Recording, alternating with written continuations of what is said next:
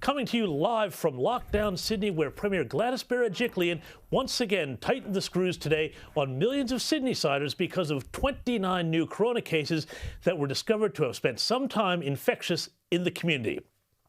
While she hasn't yet gone the full Dan Andrews or started welding us into our homes Wuhan style yet, but let's not give them any ideas, it is increasingly apparent that not only has Gladys Berejiklian lost control of this outbreak, but that she is losing control of her government.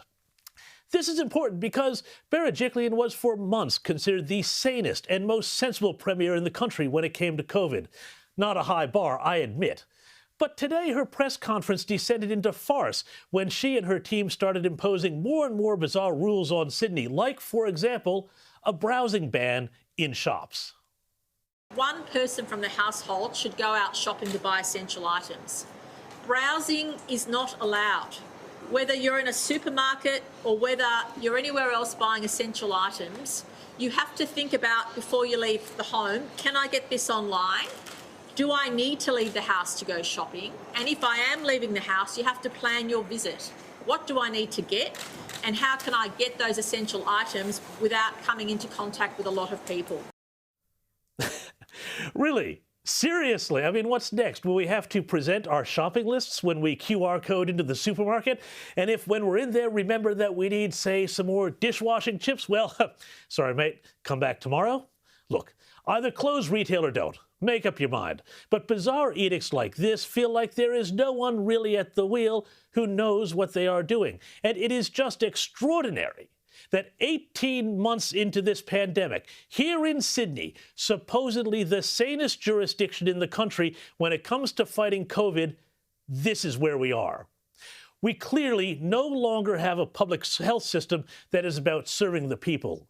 Instead, we, the people, are expected to serve an unelected health bureaucracy run by people like Dr. Kerry Chant. This is a dictatorship of health that has been building in this country for years, if not decades, and which has finally found its full expression in the pandemic. Dr. Chant and other unelected health bureaucrats around the country say they are sharing their advice, but really they are only sharing the conclusions that they have come to. But COVID is not a wartime enemy that is spying on our plans. It is a virus, and decisions about how to fight it are being made keeping the people entirely in the dark. We in Sydney do not know what the evidence is for this browsing ban, nor do we know how it might be enforced. Perhaps mounted officers will charge down aisle 4 if you spend too long lingering over whether to get the seeded mustard or maybe splash out on the Dijon. I don't know. Exercise, too, is being limited to groups of 2 rather than 10, what it was before, even though New South Wales Health has reportedly said that there has not been one single case of outdoor COVID transmission during the entire pandemic. It's no wonder that state members of parliament, such as Nat Smith, whose electorate has been virtually untouched by this outbreak, are demanding that their citizens be let free from this house arrest. Even Gladys Berejiklian's key factional ally, the embattled Kiama MP Gareth Ward, is saying enough to the Premier. In a statement Wednesday, he said, quote, "When decisions about public health orders are made, not only should the reasons be explained, but evidence should be provided.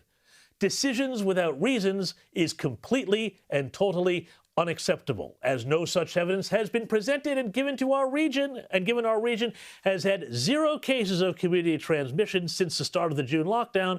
I am opposed to extending the lockdown period for the Shell Harbour and Wollongong local government areas." As to an answer for that demand for evidence, well, they claim they are being transparent. Have a listen to what Dr. Chant said yesterday.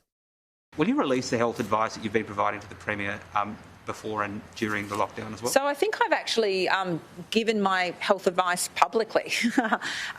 So what I've relayed at each of the press conferences is the rationale and the assessment of what I've done. As I said, the assessment was that we needed this lockdown. We had tried everything, and when, as quickly as, once we got a sense that we'd missed some unrecognised chains, we acted to try and lock down as little as a number of people as we could, with still a massive impact, and then immediately the next day, when we were clear that there was spread outside and that containment strategy was not going to work, moved to lockdown. The assessment is one thing, the evidence behind it is another. And what, you have to wonder, are they so scared of in giving this up to some sort of public scrutiny? The fact of the matter is, the rest of the world is beginning to move on from the coronavirus pandemic and is also learning to live with the fact that some people will still catch COVID, some people will still get sick from COVID, and sadly, some people will still die of COVID. Meanwhile, here in Australia in July 2021, we are acting like it is in fact the 19th month of 2020. We have learned nothing about how to fight COVID, save for lockdowns and heavy-handed policing, about which I'll speak more later in the show, in a quest for zero cases that is doomed to fail. Likewise, we have forgotten none of our early fear from the early days of the pandemic when we knew nothing of this strange disease coming out of Wuhan, China, that was filling hospitals and morgues around the world. But worst of all, we have, in the process of this, become entirely fearful and risk-averse and ready to give up hard things like democracy and personal decision-making to instead leave it all to the so-called experts to figure out for us. As Henry Ergas wrote today in a brilliant column in The Australian, quote, "Ultimately, uncertainty is simply the fact that more things can happen than will happen. To entirely remove it is to remove life itself. But the pressures to seek security are unceasing, and they will only intensify for so long as we remain in the trap we are now in, as will the fear of freedom and the flight from self-reliance. Already at war with itself, the elimination strategy should not be allowed to become a siege without an end in a battle that no one can win." Perhaps, just perhaps, Gladys Berejiklian read that column this morning because at her 11 a.m. press conference, she changed her tune on her earlier insistence that a whopping 80% of Australians in New South Wales would need to get the jab before she would consider having the discussion around letting life get back to normal. Here's what she had to say today.